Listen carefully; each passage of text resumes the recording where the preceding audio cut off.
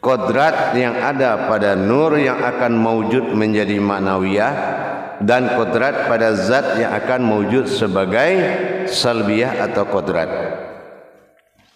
InsyaAllah para jemaah sekalian, perjalanan ketiga ini yang ditempuh oleh rohani kita dalam awal tadi sampai pada tahap ketiga ini, yaitu bertajalinya, yaitu kepada sifat dohir dan batin, atau dikatakan kodrat asma dan husna.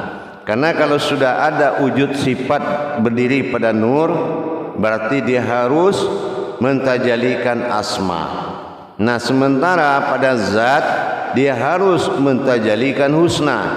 Nah, di sini berarti dinyatakan bersifatlah aku, kata Allah, pada sifatku sendiri. Mana sifatku sendiri? Itulah manawiyah yang akan menjadi 7 bagian kodrat sifat. Sementara bersifatnya aku pada sifat dan zatku sendiri. Nah, inilah yang dikatakan kodrat yang disebut dengan kodrat bilah. Dalam hal ini, kalau kita sudah memahami tajali sifat ini kepada asma dan pisifatnya, dan dia bersifat atau pisifat, maka harus muncul asmanya. Apa asmanya? Kodrat, iradat, ilmu, sama, basar, kalam, hayat. Nah, itu sudah masuk sifatnya. Kalau dia sudah bersifat, bernama, maka kodrat dari sifat ini disebut zat. Ini yang akan menjadi husna. Nah, akan menjadi husna atau kodrat. Kalau sudah berdiri kodrat dan bersifat Allah pada sifat, maka terbentuklah hayatullah. Maka terbentuklah hayatullah yang bertajali pada diri kita.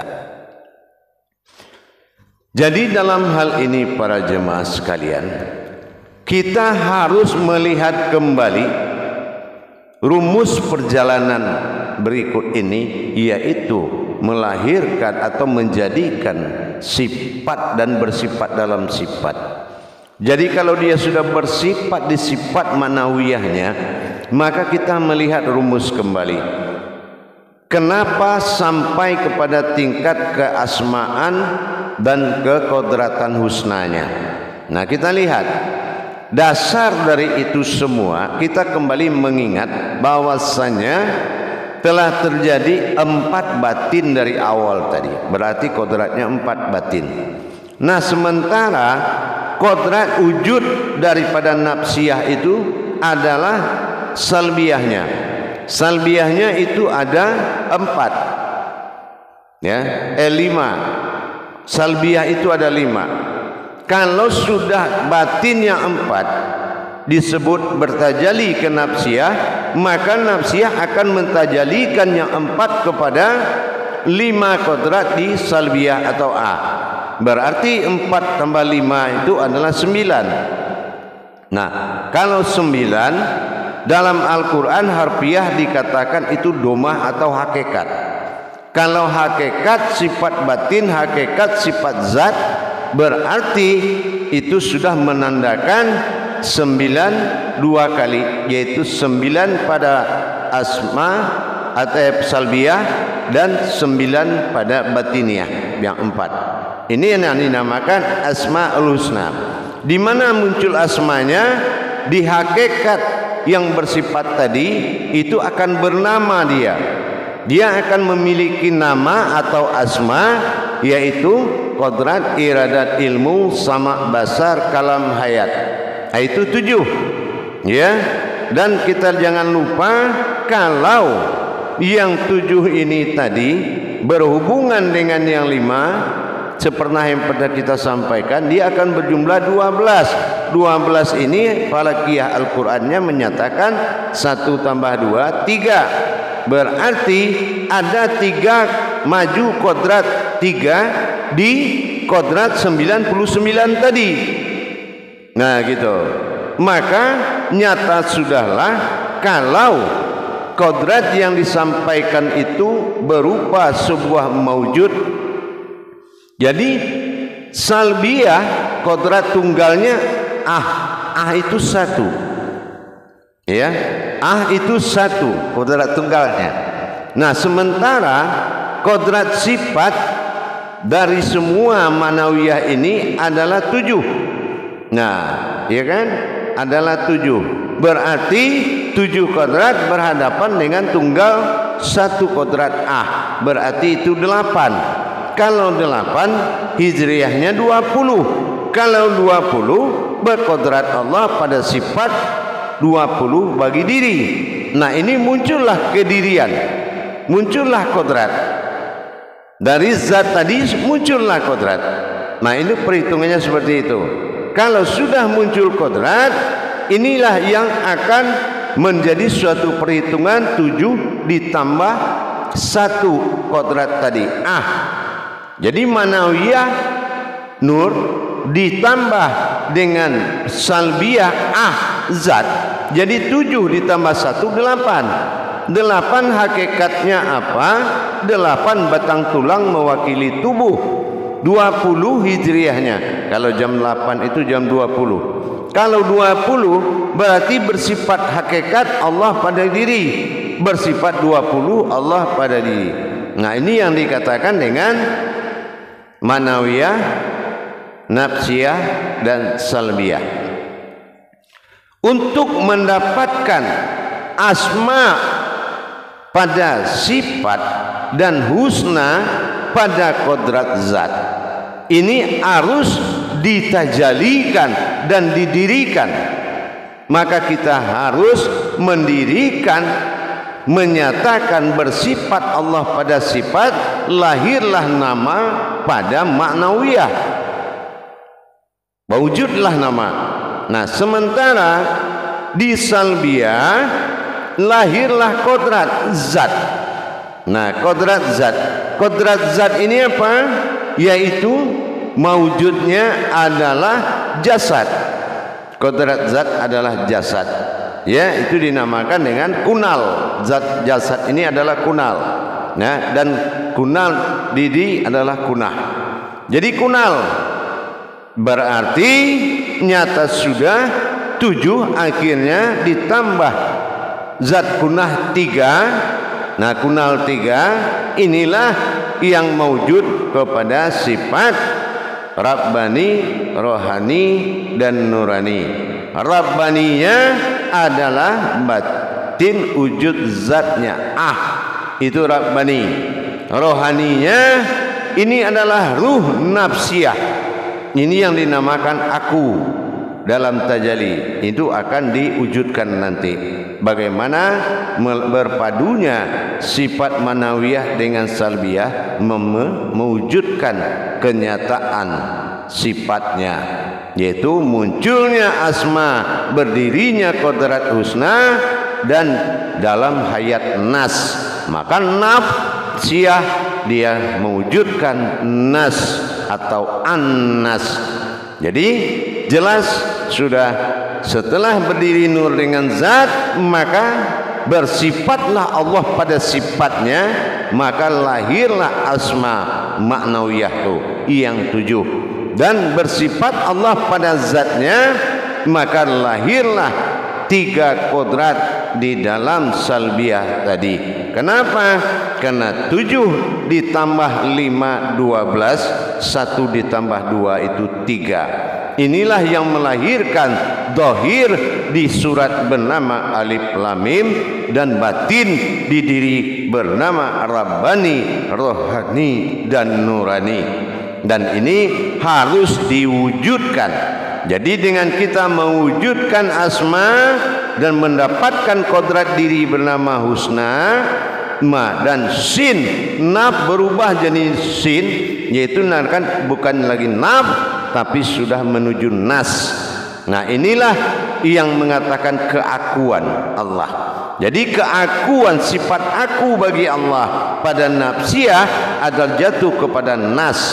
Nah, di nas inilah muncul keakuan. Makanya dikatakan asmaul husna.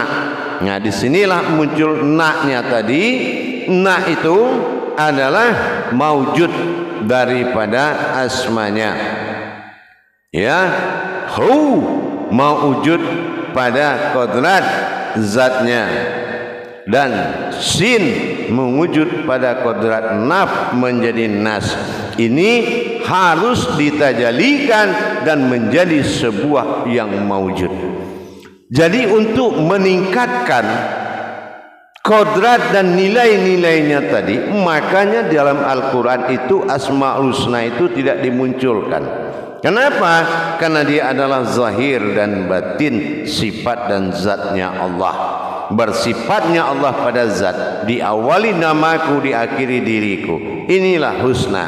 Jadi dalam hal ini para jemaah sekalian, jadi kita harus benar-benar memiliki pengetahuan bagaimana keakuan na pada maknawiyah, maknawiyah, dan bagaimana keakuan Allah pada nafsiyah menjadi nas, dan zat akan menjadi kodrat. Maka kodrat inilah yang akan digabungkan semuanya. Sin pada maknawiyah, alif pada nafsiyah menjadi nas, dan ha, inilah yang menjadi salbiyah atau zat. Nah, inilah yang dikatakan sin sebagai mewujud daripada kodrat nur, dan kita lihat kodrat Muhammad pada zat rohani, barulah kita mendapatkan kodrat sir nanti yang bertajali dalam zatnya yang mewujud sebagai jasad. Pencarian naf dengan nas mewujudkan asma pada na maknawiyah dan mengkodratkan jasad pada salbiyah butuh tajali. Sekali lagi saya bilang butuh tajali. Nah, berarti kita nanti akan masuk ke tingkat perjalanan rohani yang keempat, menuju mewujudnya dan bersifatnya Allah pada sifatnya. Itu lahirlah kodrat Asmaul Husna.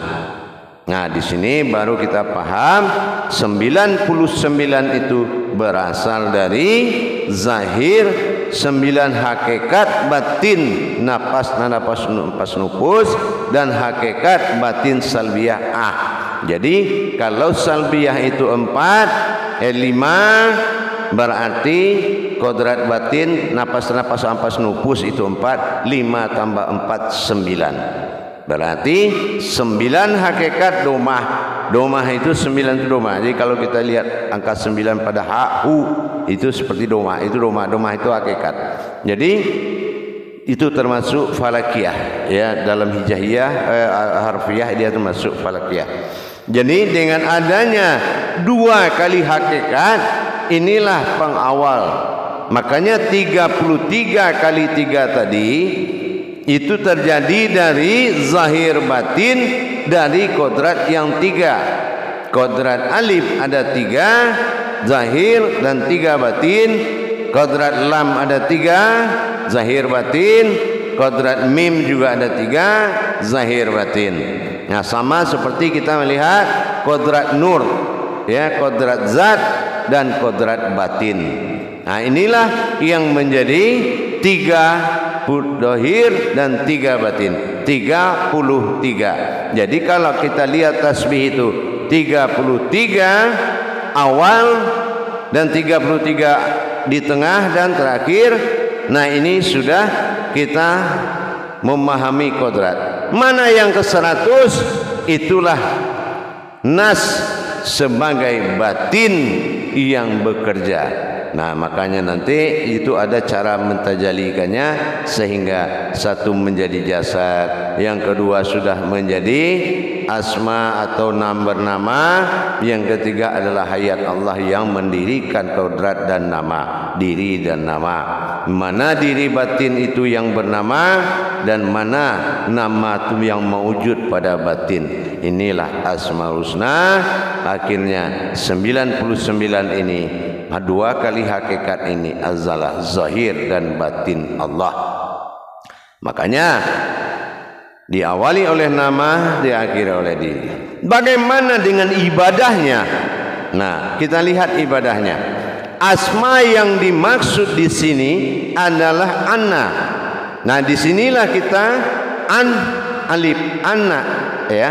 An adalah diri an, nah itu adalah keakuan.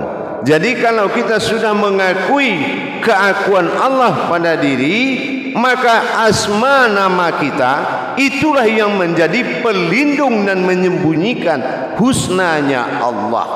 Nah inilah, jadi kalau kita memperkenalkan asma kita, berarti kita setelah menyebut ana dalam pemahaman yang pernah kita belajar, berarti kita adalah mewakili Allah dengan menyembunyikan melalui asma kita.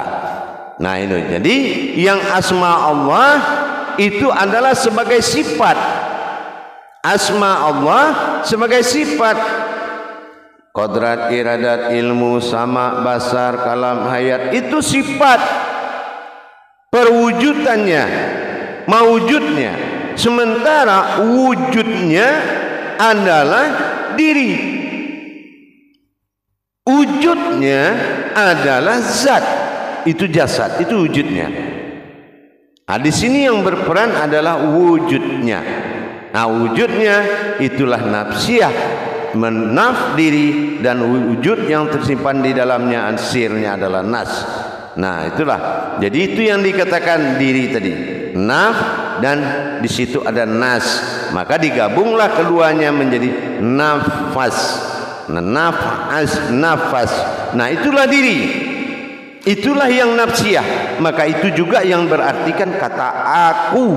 Makanya dikatakan Allah pada salbiyah, hu nafsiyah akbar maknawiyah. Kenapa nafsiyah berartikan aku? Karena naf itu adalah nas, itu dikatakan nafas. Nah inilah dasarnya terjadinya wujud diri yang sebenarnya. Disinilah kita baru bisa menikmati mana diri yang berkodrat dari zat dan mana diri batin yang menjalankan tajalli atau hayatnya. Jadi di sini kita sudah mulai mendapatkan asmanya dan melahirkan usnanya, mewujudkan usnanya dengan cara mentajalikannya. Dan apa yang kita sampaikan tadi semuanya ada tajalinya. Insya Allah akan kita buka tajalinya pada makom-makom belajar. Insya Allah bagaimana caranya. Jadi begitu yang akan terjadi dalam kodrat perjalanan rohani tingkat ketiga ini, yaitu saatnya nur yang didirikan dengan zat mendapatkan hak tajalli, yaitu mendapatkan hak hayatnya. Apa hak hayat? Nur berhak untuk menjadi maknawiyah dan zat menjadi salbiyah dan nyawa menjadi nafsiyah. Nah, bagaimana cara mendapatkan itu? Ada tajallinya. Makanya nanti kodrat, iradat, ilmu, sama, basar, kalam, hayat tidak mungkin ada kalau dia tidak dijadikan atau tidak didirikan. Begitu juga dengan salbiyah tadi. Zat satu. Jadi kalau 7 sifat berhadapan dengan satu, lahirlah 8 kodrat batang tulang tubuh sebagai jasad dan 20 hijriahnya sebagai kodrat diri hakikat. Nah ini yang dikatakan bersifat 20 Allah pada diri.